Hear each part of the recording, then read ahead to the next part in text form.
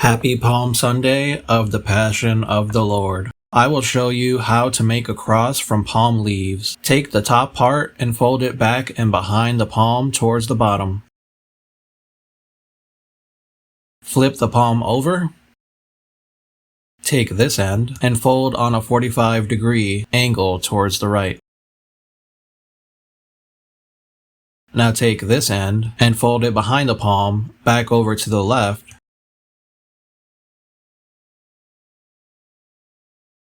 Now take this end and fold over to the right. Take this end and fold it at a 30-degree angle behind and over to the right. Flip the palm and drag this end to the opposite diagonal while flipping the palm over and flip again along the bottom. Take this end and fold it at a 45-degree angle behind and over to the top right. Flip the palm again. You might have leftover strands.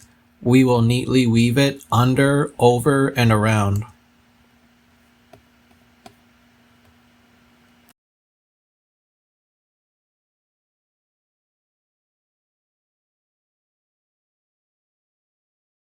Congratulations!